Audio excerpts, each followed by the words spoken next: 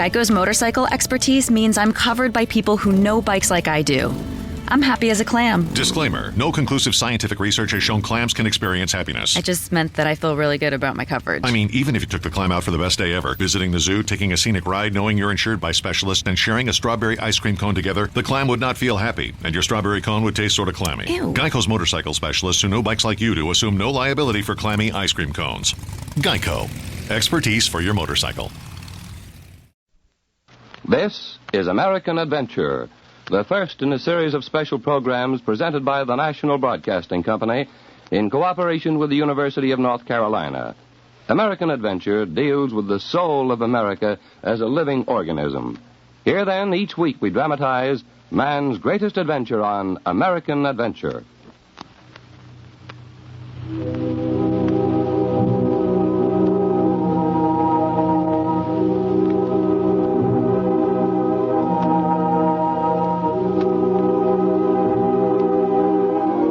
Understanding of America begins, or so it seems to us, with the realization that this nation is young yet, that she's still new and unfinished, that even now, America is man's greatest adventure in time and space.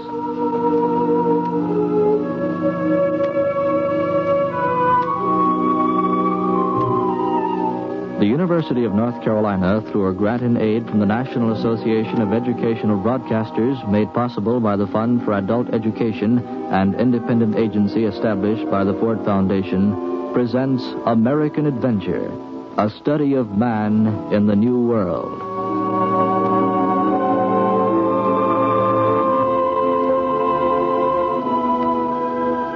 Written by John Ely, directed by John Clayton, today's recorded program presents William Trotman as the Doctor in King with Crown.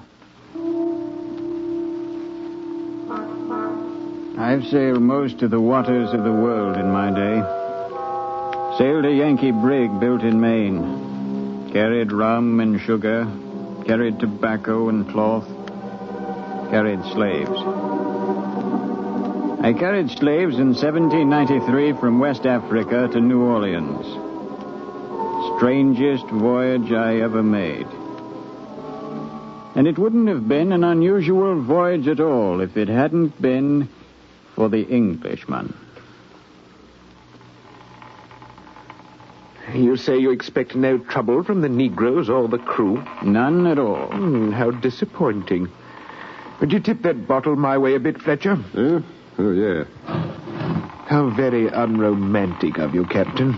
A slave voyage is no romance, Doctor. No, of course it isn't. The slave ship is no place for a white man at all. It doesn't seem to be a very decent place for Negroes either. I told you not to bring him aboard, Captain. I don't like Englishmen. No, that's no reason not to bring me aboard, Fletcher. I don't like Englishmen either. Is there a wind, Simon? Wind? Yes. It's good to be underway, isn't it? To hear the sound of the ship creaking with the waves. But Fletcher's right, Doctor. This is no place for a white man. Back home, they're storing potatoes now, and apples are in the cellar. They're stacking the cordwood high. They have the hay in for the cow, and the Kennebec is running full with the rains. She'll freeze over soon, and they'll cut squares of ice out of her and pack them for use in the summer. Kennebec ice is the purest in the world, Doctor. No, is it? But we're not in New England. We're on a brig riding with 600 savages, tossed on the salt water in the Devil's Ocean. It's altogether right. We, the Devil's men, tossing on the Devil's Ocean. You may call yourself what you like, but take care with me. I don't like you, Doctor. I'm sorry to hear that, Fletcher. But I shouldn't make too great a point of it. You might get sick, and I'll have to cut into you. Doctor, you're an unusual fellow. Oh, perhaps it's because I've seen the insides of so many people. And what did you find there? I found no difference, Captain. Perhaps there are intangibles which can't be seen, which are different. I think there is no difference. You take your cabin boy, for example. Who, Simon? He has intelligence. He knows some words of our language already. Wind and yes. Wind? Yes. Good, Simon. Good. I know that you selected him because he appeared to be the brightest and the strongest of the lot.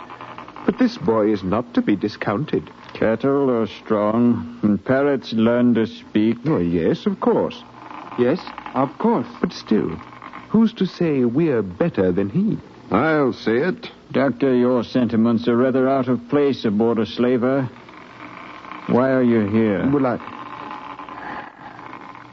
I was thirsty. And I, for one, have seen little evidence among these savages to believe you're right. Well, we must look into it further then, Captain. Perhaps a slaver is not the best place for such a study, but it's the only one available, isn't it? To a pleasant voyage, gentlemen.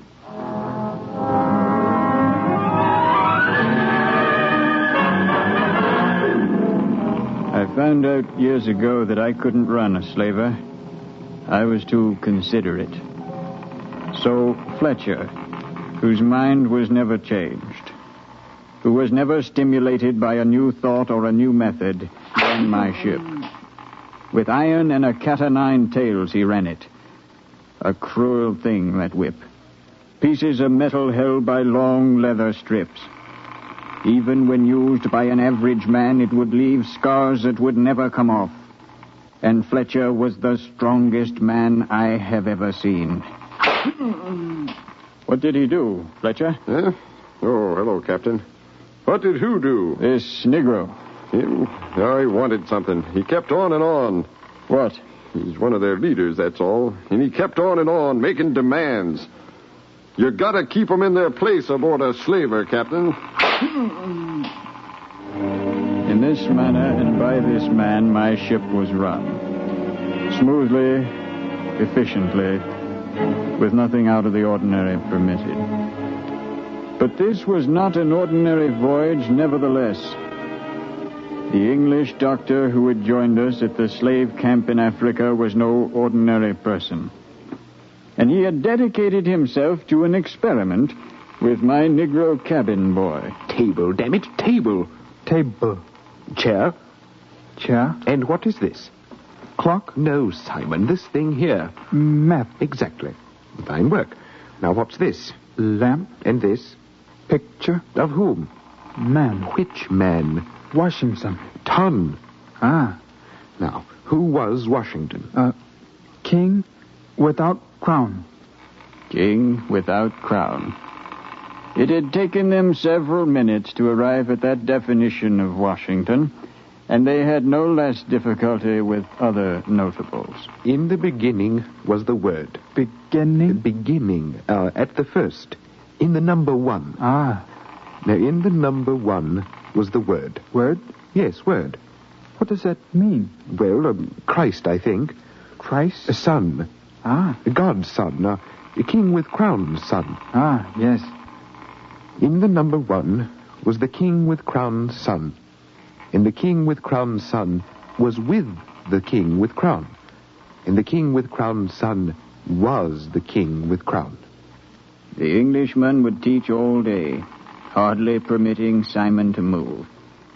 Then at night he would get drunk, he and Fletcher, and a stranger team has not been known. You ought to see the way the savages live in Africa. I have seen the way they live in Africa. Not in the interior, you ain't. And how do you know I haven't? I've seen cannibals. You must tell me about it at dinner some night. They tie up the victims to trees. Probably to keep them from wandering off, don't you suppose? Then they do a wild dance around them, waving their arms, going crazy like. And then they start killing them.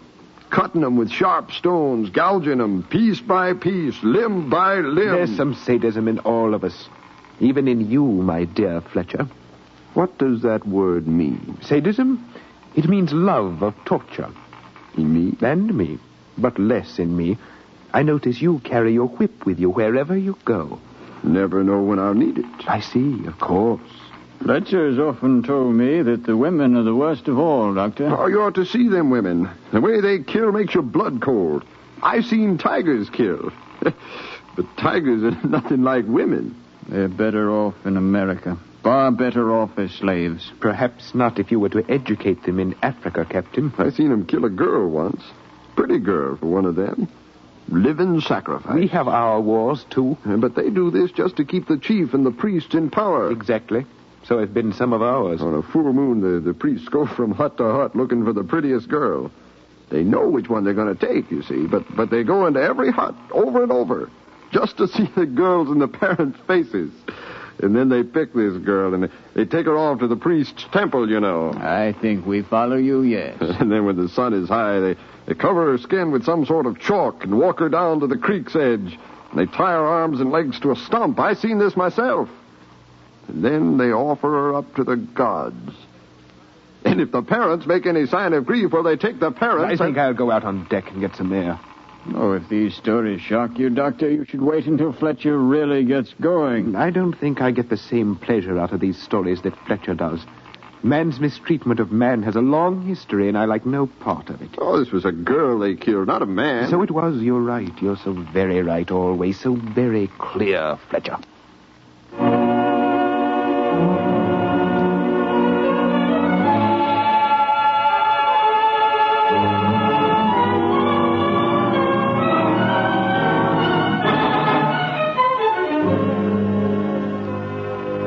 Soon the doctor didn't come to my cabin at night for his drinking bouts with Fletcher, but he and the boy turned this time to study also. And no boy has ever been taught more diligently during any 2 or 3 month period. For the doctor seemed to live for no other purpose than to civilize this Negro. Repeat it again. We hold these truths to be self-evident, that all men are created... All men are created equal, that they are... Endowed by their Creator with certain... Inalienable rights. And among these are life, liberty, and the pursuit of happiness. Fine, much better. Doctor, tell me why the American and the English fought. Well, that depends on whether you ask me as an Englishman or an American. I do not understand. Well, almost every question has 2 sides. You see, my hand has 2 sides. Whether you see the palm or the knuckles depends on which side faces you. But if I could see the palm and the knuckle... Oh, then you would be a scholar. No, you would be a prophet. You would be, at any rate, a rare and a great man.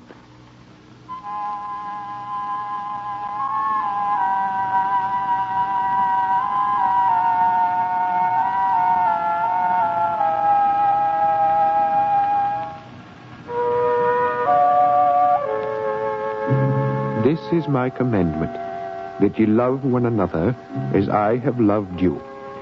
Greater love hath no man than this, that a man lay down his life for his friend. Friend? Yes, a friend is a person who likes you, even when he knows you. That is, he's an opposite of enemy. And what is enemy? Enemy hates you. Lion is an enemy. A lion is an animal. Yes, but Fletcher is an enemy. I see. Captain is a friend. Yes. And Doctor is friend? I am, yes. And you are my friend, Simon. Of course. And together we'll show them, won't we, boy? Yes. I'll teach you. I was no poor student. I was a good doctor in England until the plague came and my family... Now you and I, each without his family, we're together. And each will find in the other a friend. Yes, I am your friend. And when we get to New Orleans, I'll buy you and set you free. No. Why not? I want to be with you, Doctor. You will be with me. I want to be yours, Doctor. I see. That a man lay down his life for his friends. Ye are my friends if ye do whatsoever I command you. Henceforth I call you not servants. For the servant knoweth not what his Lord doeth. But I have called you friends. For all things that I have heard of my Father, I have made known unto you.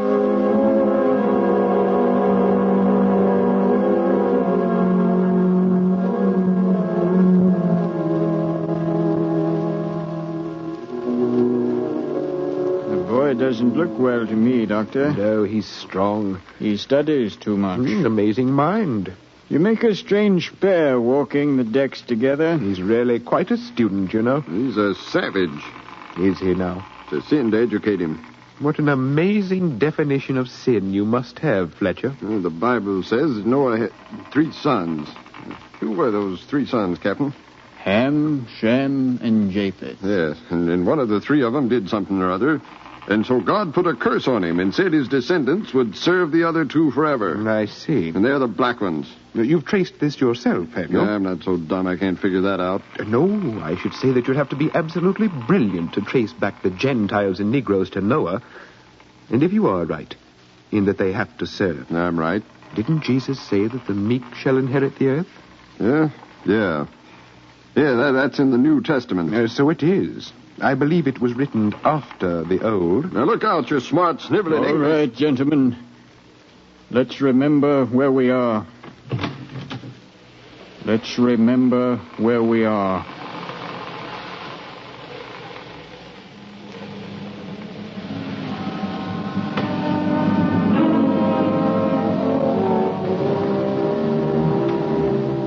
Poor winds bothered us as we approached the Caribbean.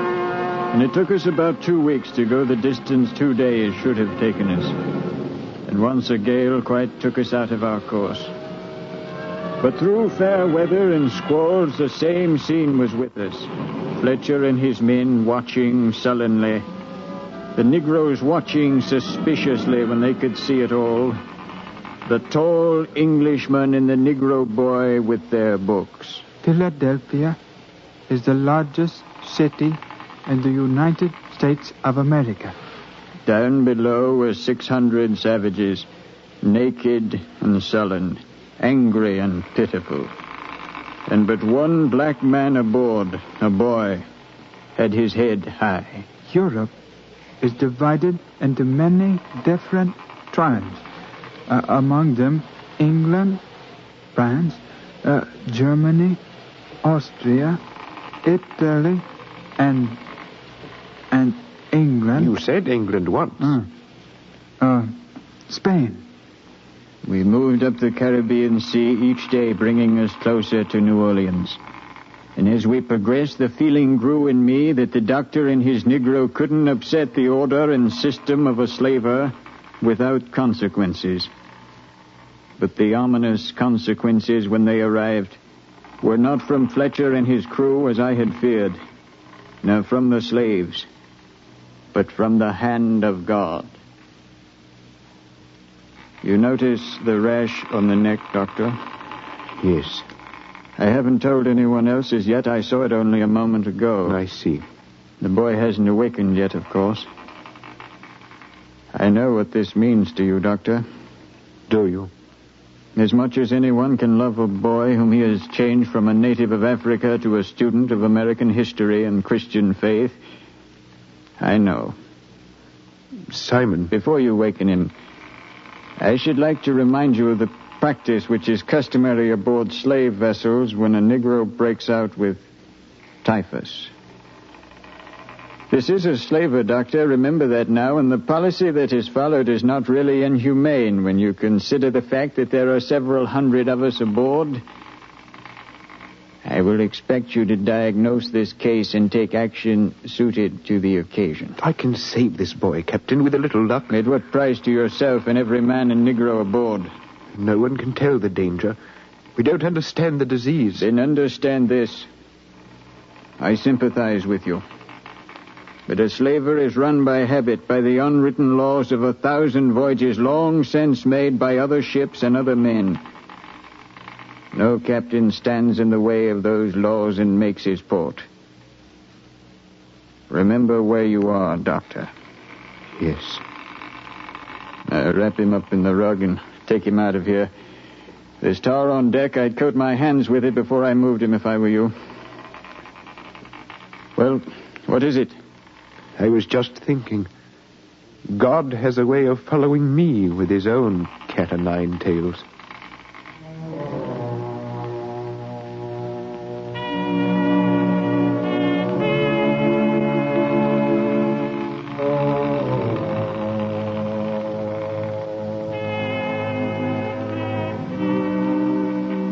And you say that the Indians are natives of America? Yes.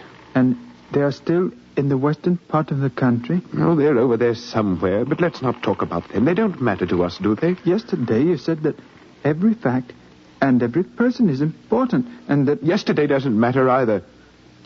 Lie still. I'll have this medicine ready for you in a moment. When may I go outside, Doctor? Oh, soon. Here, drink this. No, don't touch me. I'm sorry. Just drink this. It tastes very bad. And set the mug aside, if you will. The spots on my skin. What are they, Doctor? They're typhus. Then what is typhus? We don't know. It's a terrible thing that kills. Killed? Like a snake, it kills. But not always. I see. I want to see America, Doctor. I want very much to see America. I know, Simon. You have told me about America. I know. I want to go to Philadelphia and walk down the streets with you and say to people, I am Simon, and I belong to Dr. Williams here.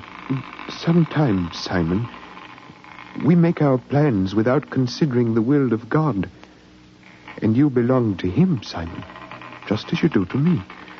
He has said, this boy, Simon, I like him. I like the way he holds his head high. Oh, I've seen too few of his dark skin hold their head high in the presence of the white men. I like him. I will bring him here to my city, which is far greater than Philadelphia, Simon. Yes, sir. And he will walk with me and say, I am Simon, and I belong to God. But, Doctor, I should like to see Philadelphia. You are my friend, aren't you? I am your friend. Yes, and you are a doctor, aren't you? I am a doctor. Then you must make me well. You must heal me. You must... Don't touch me, Simon. It might kill you, Doctor. No, I don't think so. My entire family had the plague, but I didn't get it. Doctors seem to be charmed. And the captain might get the sickness. Oh, he might, yes, but... And Mr. Fletcher and everyone. Simon, please don't say any more. Just be quiet. Doctor? Yes? If I die, does the disease die with me? We don't know. We don't know. Yes? Hello, Doctor. Come in, Fletcher. Don't be a fool. Is he ready? Ready for what? I ain't dying for no slave, Doctor. Of course you wouldn't. The sooner he's over the side, the better.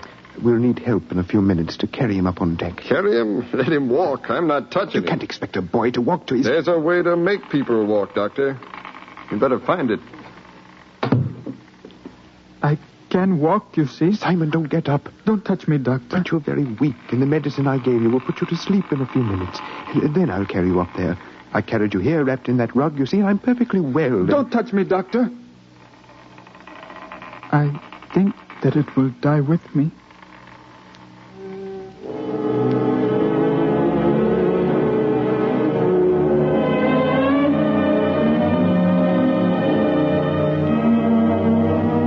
How can I tell you of the death of Simon, the Negro boy who could read a few English words by himself? Let me tell you first that the winds were high and the Caribbean waves were slashing against us. The white men gathered on the deck, standing as far as possible from the doorway through which Simon would come. And so we stood until he came aboard, weakened by the disease and the drug, his wide eyes turning first to me, then to Fletcher, then to each of the others. The doctor followed him helplessly. Fletcher stood near the center of the deck.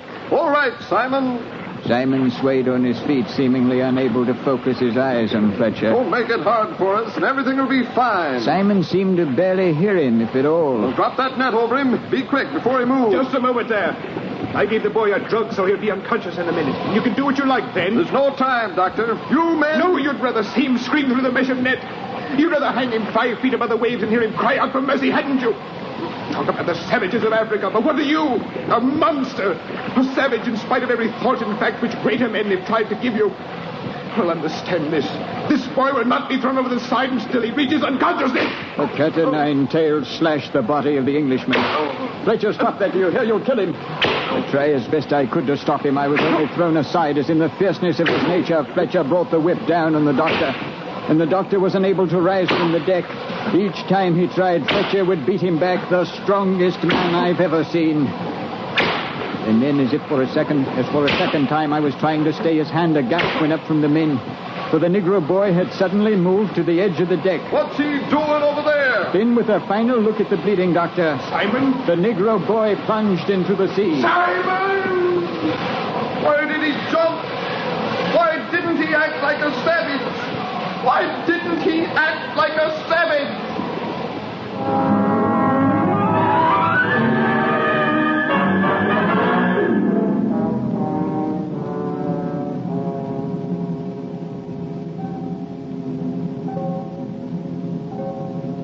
You wanted so much to see America. Of course. That impossible place you had told him about. A new world for him, populated with men who are not savages, who have heard, though faintly, the words of their patriots and their saints, and who live with one another with comparable sanity and freedom.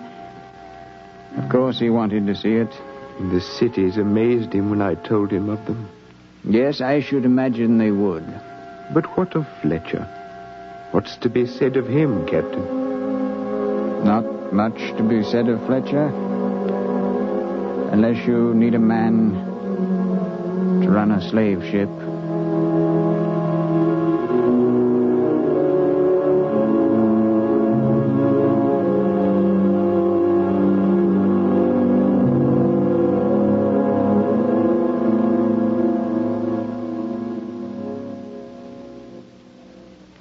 American Adventure is written by John Ely, directed by John Clayton, produced by the Communications Center of the University of North Carolina. American Adventure is a study of man in the New World, his values and his characteristics, who he is, what he believes. The series is made possible by the National Association of Educational Broadcasters and the Fund for Adult Education, an independent agency established by the Ford Foundation.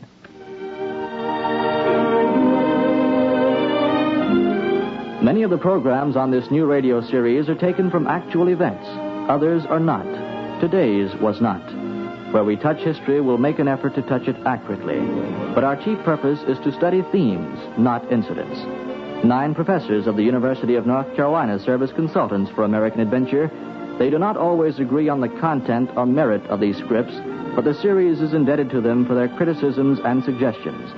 They are Dr. Bernard Boyd, Chairman of the Department of Religion, Dr. John Gillen, Professor of Anthropology, Dr. Fletcher Green, Chairman of the Department of History, Dr. Everett W. Hall, Chairman of the Department of Philosophy, Dr. Frank W. Hamp, Professor of Law, Dr. Clifford Lyons, Dean of the College of Arts and Sciences, Dr. Howard Odom, Chairman of the Department of Sociology, Dr. William Petit, Assistant Professor of Philosophy, and Dr. Clement Sommer, Professor of Art History. American Adventure is based on a proposal prepared by Robert Schenken. In King with Crown, Bill Trotman was the doctor, William Waddell was Simon, Charles Kuralt was Fletcher, and John Ely was the captain. Carl Castle speaking. In the American Adventure, the cast is composed of students, faculty members, and townspeople of the University of North Carolina community. American Adventure is produced and recorded on the campus at Chapel Hill. Monitor takes you everywhere each weekend on NBC Radio.